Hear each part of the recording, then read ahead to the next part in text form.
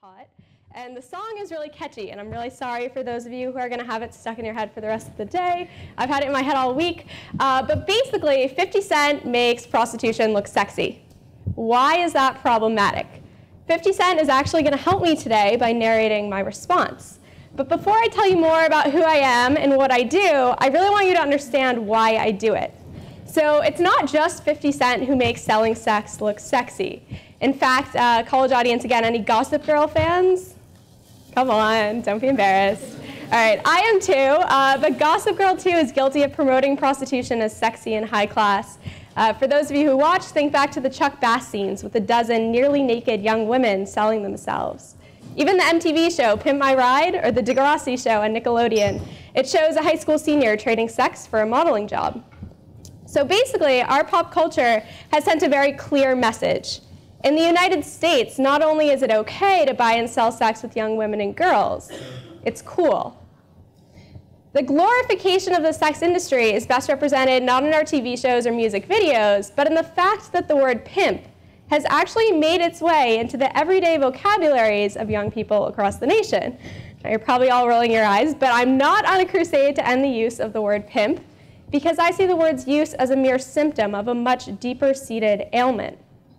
Our society, whether intentionally or not, has sent a message that it's okay to pimp and to objectify young girls.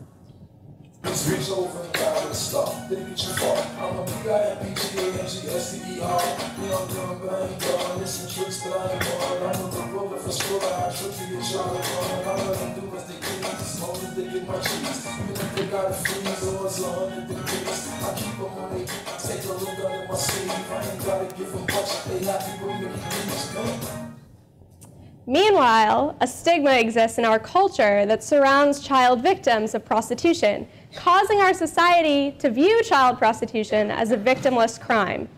Now, you probably don't think of girls as objects, and your friends and acquaintances probably don't either. But that's largely because we've become numb to images of sexualized women, magazine covers, advertisements, TV shows. We don't think much of it when we see Dakota Fanning labeled as sexy in a Marc Jacobs advertisement, or when we see prepubescent teens modeling for American Apparel. Unfortunately, the sexualization of children has penetrated more than just our media. See, our legal system in the United States, too, is at fault. In the US, states set penalties for prostitution, and in most states, prostitutes face far more severe consequences than pimps and johns do. While some states have made great strides criminalizing pimps and johns and decriminalizing child victims, our legislation still neglects to address the majority of child victims in the United States.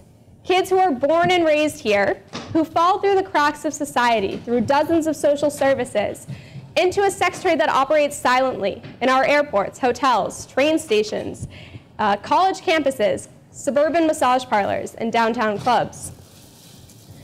It comes down to this. In the US, a pimp faces less severe consequences for selling girls than a drug dealer faces if he's caught selling coke.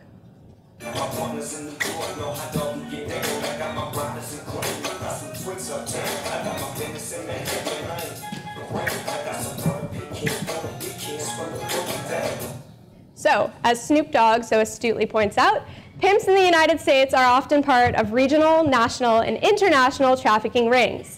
They keep girls moving constantly, which makes it harder for law enforcement officers to identify and rescue child victims.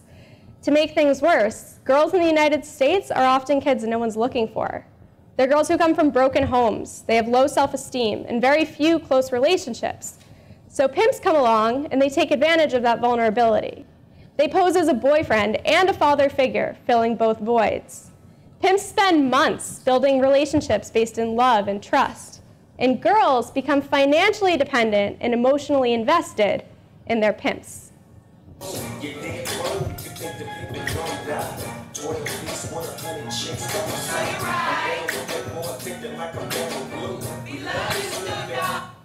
So Snoop highlights the sick psychological dependency that exists between child prostitutes and their pimps.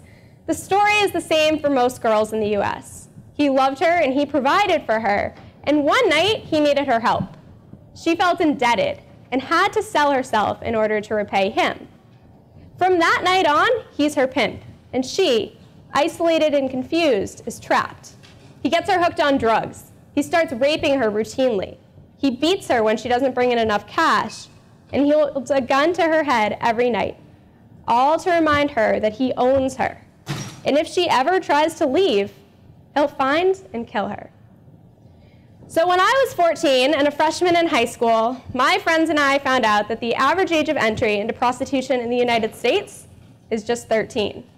One of my friends had gone to this leadership retreat, and she came back and told us that an estimated 2 million children are sold in the trade each year.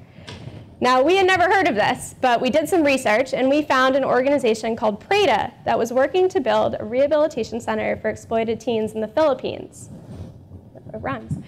So we decided that we really wanted to help PREDA. And we said we were going to organize a yard sale to raise $5,000 for PREDA's center.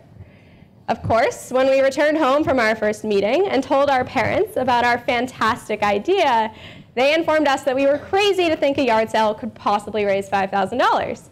But we didn't listen. And the next day at school, we began asking our peers to help by donating anything they could for us to sell. We collected literally an entire house full of crap. Everything from old wedding dresses to sofas to snow skis to bins of quilting fabric, of all things. And we made $6,500 in 2 days. So by 2007, we had raised $35,000 just by organizing these small community events. We helped PREDA complete its rehabilitation center, and we continued having our weekly meetings. Meanwhile, we searched for a name to call our group. We found the word Minga in another organization's literature. Since everyone asks if it's an acronym, it's not. The word Minga means the coming together of a community to work for the betterment of all in an indigenous language of South America. In 2007, we incorporated as a nonprofit organization, and we quickly realized that dozens of organizations focused on rescuing and rehabilitating child victims in South America and Southeast Asia. Meanwhile, we had never come across an organization dedicated to combating the child sex trade in the United States, let alone anyone focusing on prevention. We had begun speaking to teens at our local schools and found that kids actually didn't find us funny or a joke at all, and instead took what we were saying really seriously, which really shocked us. So after our speeches, young people would email us asking how they could get involved. So in 2008, we recognized a void in our cause space, and we decided to fill that by becoming the first and only organization dedicated to combating the child sex trade by harnessing the power of young people. In the United States, we focus on engaging teens in order to prevent our generation from becoming future victims or abusers. And recently, we've really begun reaching out to an international audience and getting teens involved in our movement. So, what have we done since 2007, and where are we heading now? Since 2007, we've raised $110,000 to educate and empower some 10,000 young people by literally going from community to community throughout the United States. Now, while direct speaking is really effective, it's not it is resource intensive. And we found ourselves spending hundreds of thousands of dollars in order to do this. We did have a few instances where we had girls actually identify someone in their life as a pimp, and we were able to help them accordingly. But we decided we really wanted to scale our efforts. So we looked back to the root causes of the child sex trade in the United States: broken homes, girls with low self-esteem, the glorification of pimping in the media, and above all, the high-reward, low-risk economic equation that criminals in sex trafficking face. We decided we couldn't fix every broken home because that's just too hard, but those other root causes, being 15, we thought we could do something about. We decided that we had to make it too expensive and too risky to sell sex. How? First, state and federal legislatures have to change laws and pass laws that make it unprofitable for people to traffic children.